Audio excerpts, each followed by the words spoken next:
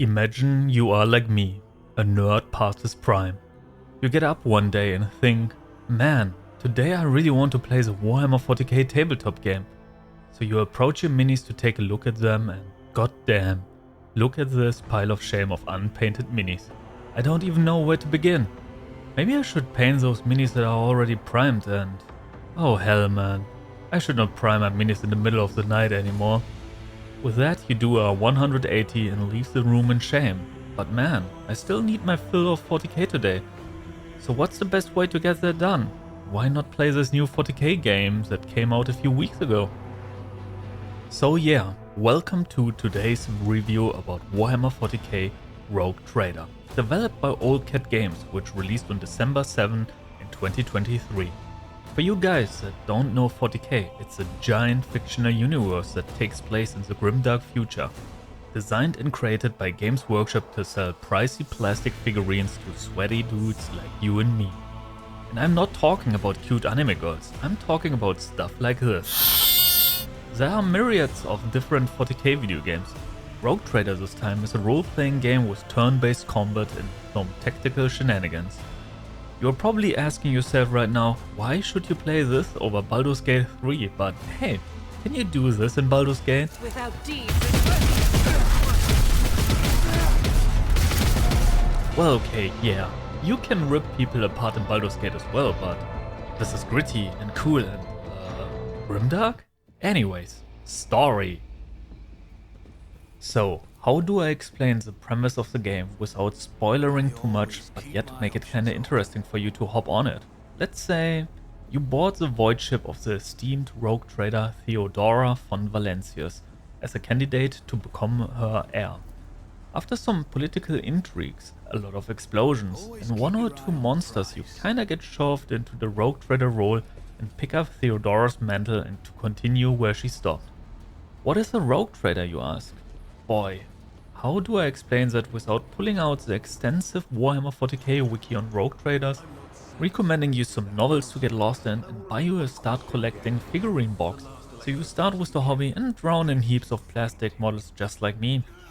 Imagine you live in a grimdark future where death lurks around every corner, where you get shot for uttering the wrong words, see a monster in the shadows of a hive-world alley, or take a look at the cute alien girl across the room that is actually an enemy of humanity. Congratulations, you are now a heretic.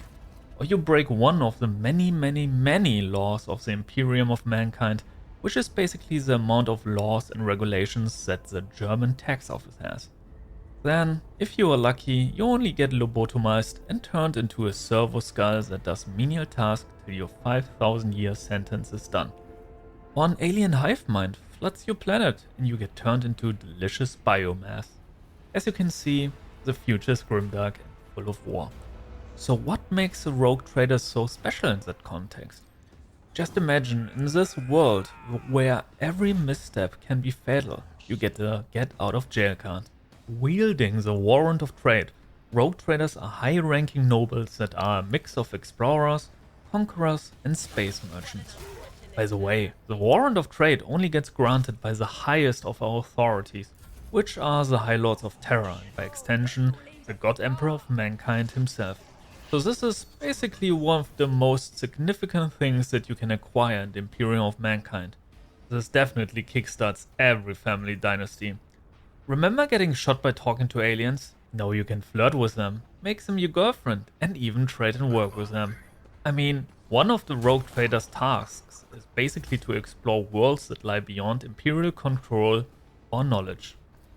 So, in this game you get a very special position to work with, and it's a topic that 40k games rarely explore. But you know what?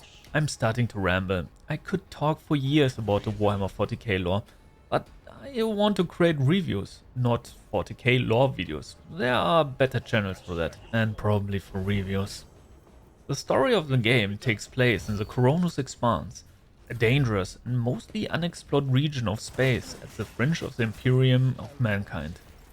While there are a few bastions of mankind in this region and a few rogue traders compete for dominion, most of the systems are harboring danger around every corner. While it starts with the examination of a heretical cult doing bad boy things, many more mysteries lurk in the shadows. Could there be a ploy unfolding behind the scenes, and because of that you raise to the position of Rogue Trader? Who could benefit from chaos in the Coronos expanse? Could friends turn into foes? Find out in the next episode of Dragon Ball Z. But back to being serious, and I should probably have said that in the very beginning. You do not need any knowledge about Warhammer 40k to enjoy this game. At many occasions, the game offers to explain certain lingo and factions of the universe. Hell, even in every dialogue you can hover over certain words to get a small explanation about them. So, if you are into violent space operas, or have always been interested in 40k but never dared to enter a game's workshop before, this is a great start to get into the universe and start yelling "For the Emperor!" But I think I have talked enough about story. Let's talk about gameplay. Like I said in the beginning, this game is a role-playing game.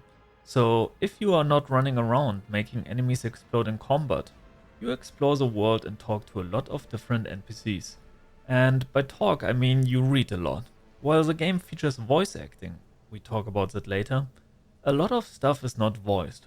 This can range from conversations with NPCs, to flavor text in the middle of conversation, or simply points of interest in the world. I for myself enjoyed that a lot, because the game takes its time to describe what's happening in front of you, and that gave me a really immersive feeling, similar to reading a good novel. While doing this, you come across skill checks that are based on a percentage chance based on your stats. Be it awareness to spot something in the middle of a conversation, or be it something like persuasion to get what you want. But you also use things like tech use to crack open mechanisms or understand technical mumbo jumbo that your favorite tech priest tries to explain to you. But also things like lore to get more information from your surroundings, or athletics to make that big jump across a chasm. Sometimes you get story bits and events in form of a book. In those, you can choose what direction you want to take, and it's just multiple skill tests after each other, accompanied by a little bit of story. So your stats are quite helpful for a lot of story segments actually. Speaking about skills and stats, the character customization is extensive. While most RPGs like this rely on a rule set from pen and paper games, and the max level goes up to something like level 20, this game actually allows a whooping max level of 65. At the beginning you start with a certain archetype, but at level 16 you can choose an evolved archetype to further specialize your character. Let's say you start out as a warrior or operative. The warrior is here for the big boom oomph damage, while the operative's task is to expose weaknesses on enemies to reduce their stats.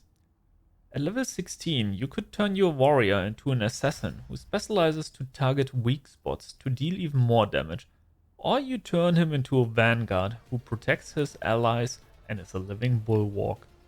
On the other hand, you could turn your operative into a bounty hunter who gets perks for killing his prey, or you turn him into a grand strategist who designates combat zones for additional buffs like higher dodge chance or cover usage. At level 36 you reach the exemplar archetype. While not offering new abilities, you can freely allocate stats or pick up skills from your very first archetype that you missed. So all in all, a lot of customization is possible. In the process of leveling, you get to choose stats, active or passive abilities. A nice touch is that the stats are loosely based on the tabletop rules, like ballistic skill for your ranged weapon usage, or weapon skill for your close combat weapon usage. Oh, and have I told you that you can freely respec your characters as many times as you want? While playing the game, I was kinda going with the flow, and just picked skills that I wanted, and I made good progress to be honest. But at some point I felt that some of the characters were lacking. After going back and respecking them, I was able to turn them into absolute killing machines. So yeah, this offers up a lot of experiments. Speaking about combat, the combat itself reminds me of a mix of Baldur's Gate and XCOM. Every encounter in the game is grid based, so every time you enter combat, you you can freely choose the starting position of your characters depending on the movement range before starting the battle itself. After that, the game turns into a turn-based game. Every round you get movement and action points. Depending on your movement points, you can move a certain amount of steps on the grid. Well, it's called movement points after all. Duh. Action points can be used for weapon attacks, but you can only attack once with a weapon, with certain situations that are the exception. Depending on the weapon attack, it costs more or less action points. For example, a wide swing targeting multiple enemies costs more action points than a single enemy attack. The rest of your action points can be used to use your abilities, be it buffs, debuffs, or get an advantage in battle. While duking it out, there are also health and full cover spots that help you protect yourself from enemy attacks. There are also two bars that affect the flow of combat. One of them is momentum, the other one are perils of the walk. Momentum, depending on if you have the upper hand or not, lets you use heroic or desperate acts. Every archetype has other acts like that. For example, the warrior can replenish his movement and action points and break the limit on weapon attacks. So, if your dude has 6 action points, he can attack 6 times in a row, which can turn the tides of battle. Perils of the Warp are a little bit tougher to explain if you are not that deep in the 40k lore. Basically, magic in the 40k universe are psychic powers. But every time a Psyche uses psychic abilities, they literally tear the veil of reality and open up holes to the Immaterium. Oh, have I mentioned that the Immaterium is infested with demons that want to eat your face? Yeah, so Perils of the Warp are negative effects that can happen after a certain amount of psychic power usages. They can either be that your character gets thrown to the ground or, well, a literal demon appears that shreds through your party. Good and bad thing is that you and the enemies use the same Perils of the Warp gauge. So not only you can get kicked in the butt, the enemies as well. Oh, and to get back to the XCOM comparison, every time you hover with an attack over an enemy, you can see the hit chance to actually connect your attack. And yeah, just like XCOM, a 95% hit chance attack can sometimes still miss. On the left side of the screen, you can see the turn order of you and the enemies, and here comes the thing that I did not really like that much. Literally every encounter is filled with 10 to 20 enemies, if not more sometimes. But don't be afraid, that doesn't mean that every enemy is a giga chat waiting to maul you. Most of the time a lot of trash mobs are thrown into the enemy group, and with a lot of attacks you can blast away entire groups. But sometimes it can feel a little bit tedious to see 10 grunts move after each other, especially when you have to restart an encounter after you die. Speaking about battle difficulty, you can freely adjust the difficulty at any time, even fine-tuning every aspect to create your own custom difficulty. You can even make it easier than, well, the easy difficulty. So there's something for everybody. But the combat doesn't stop here. I mean, we are in space, so what do we need? Space combat! And it sucks. Kinda. Okay, it's alright, just tedious. Again. Space combat is similar to normal combat. You are on a grid-based space map, and it's turn-based again. You can move your ship straight forward, or you can fly it in some sort of curve. Imagine a boat that you try to steer. To make a U-turn, you have to take a wider curve to turn the ship around. You have ship cannons on the left and right side of your ship, as well as 3 weapons at the point of your ship. Damn, I wish I would know nautical terms, like port and starboard. Your ship also has shields on every side of it. So, what makes it tedious? Well, most battles kinda turn into chasing matches when an enemy ship passes you and you need to turn your ship around. And while in normal combat you have multiple characters to take on multiple enemies, most of the time you are alone with your void ship in space.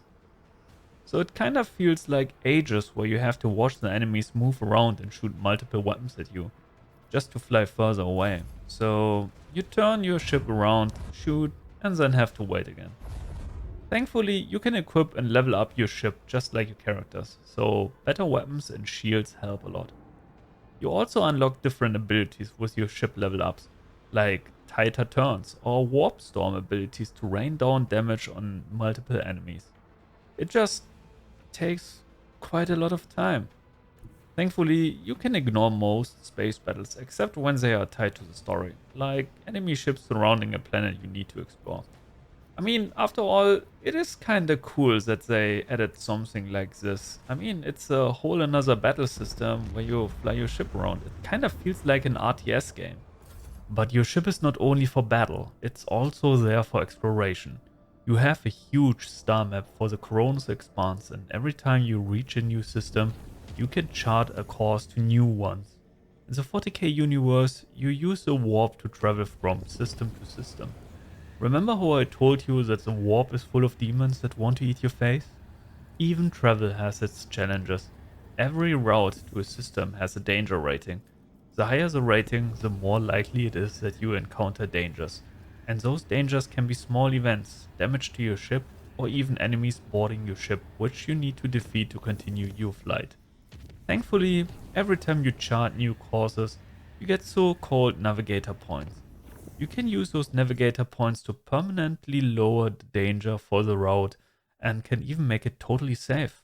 You can also use navigator points to chart courses to faraway systems, so you can shorten the time needed for traveling. Otherwise, you have to travel from system to system till you reach the one you want to get to. And that's actually quite a lot of clicking and it takes a little bit of time. Let's talk about our party members. Over the course of the game, you meet different characters from all kinds of factions and with their own motives. The interesting thing here is, because they are from different factions that usually don't work together, you get friction from time to time. For example, you have Irlit, an elder outcast. Because she's alien, or Xeno like the Imperium of Mankind puts it, Agenta of the Sisters of Battle takes grave offense with everything Irlit does.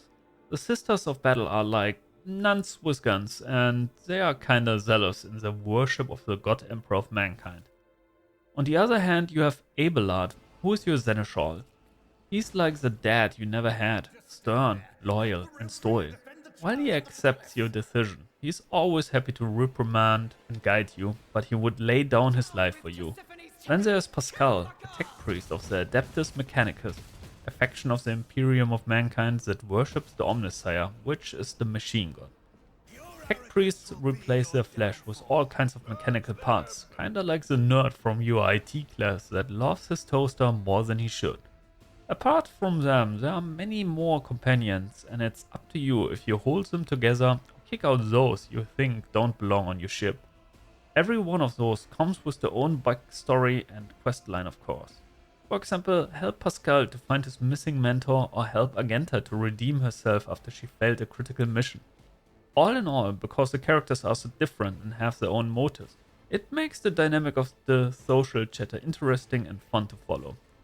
Of course, while playing the story, they try to give their opinion on things, and it's up to you again to decide if you want to follow them or not.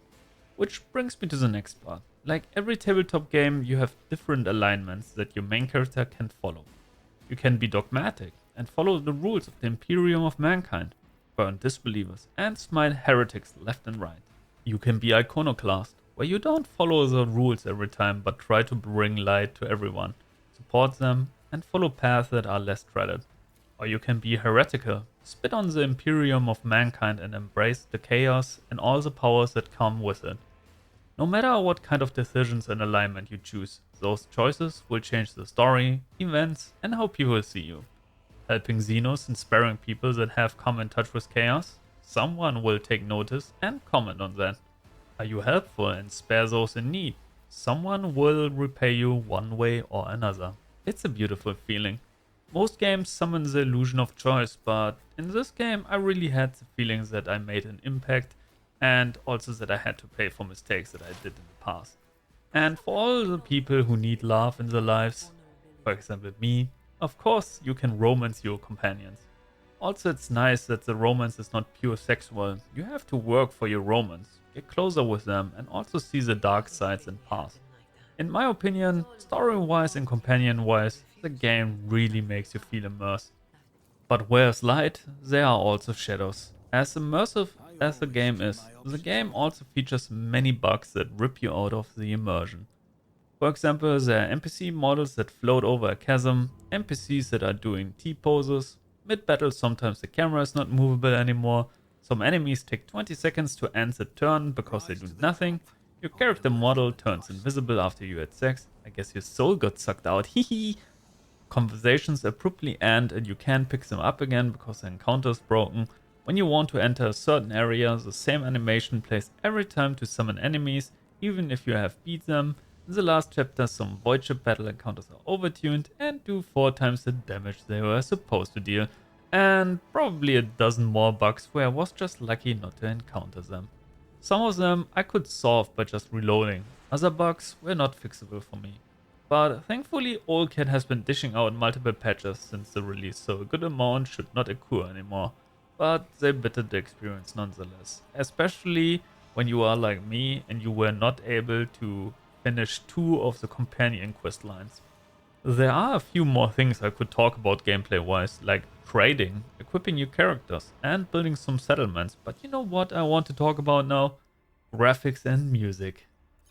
At first, I was a little bit unsure about the character models. To me, they looked like they were made out of plastic and maybe a bit rough around the edges. But then it dawned on me, could this be a stylistic choice to make them look like tabletop minis? And yes, I can definitely see that. Even the edge highlighting of some armors reminds me of painting my own models and instantly made the in-game models super appealing to me. The environments range from hive worlds to jungle planets, rocky mines, snowy mountains, and large industrial factories.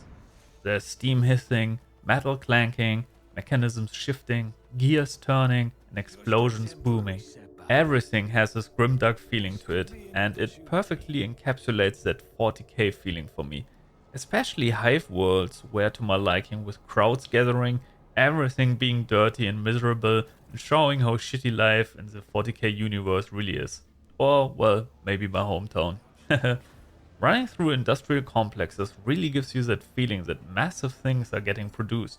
Standing on the bridge of your void ship with crew members doing various tasks and tech priests swinging their sensors around machines to appeal to the machine god makes you feel like the captain of a really, really big vessel. And the entire time music plays, incorporating organs, choruses, and dark synthwave that really transports that feeling of a universe where the night is dark and full of terror. Here are some examples of different environments. Give it a listen.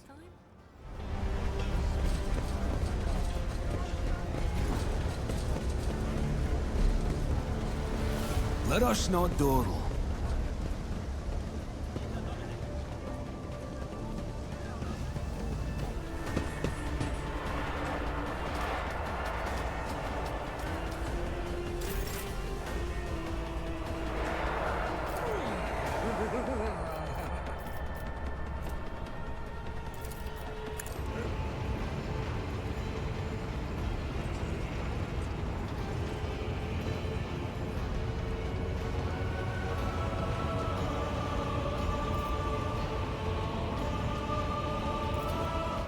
Another big note for me is the voice acting. The voice actors for the different main characters really lean into the role.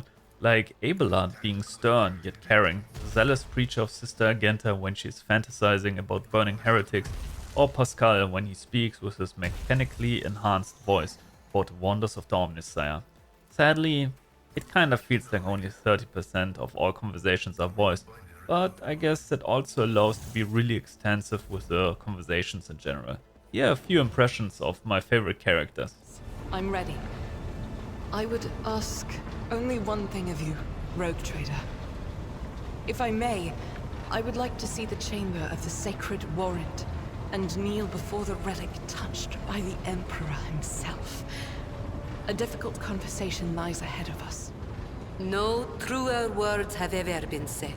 I'm far more exciting than some small-time peddlers from Footfall. Allow me to introduce myself properly. I am Jai Amira Fatqin Tamiri Ash Ifrit, the 12th daughter of the Lord of Ifrit, a distant world at the fringes of the Imperium. The data is scarce.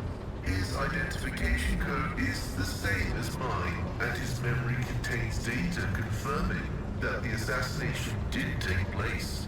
Unfortunately, some of his memory was damaged by pulses broadcast by his battle harness. With the art direction, music and voice acting, playing the game for 12 hours sometimes, I really felt like part of the world. I hope those small examples were able to convey my feelings.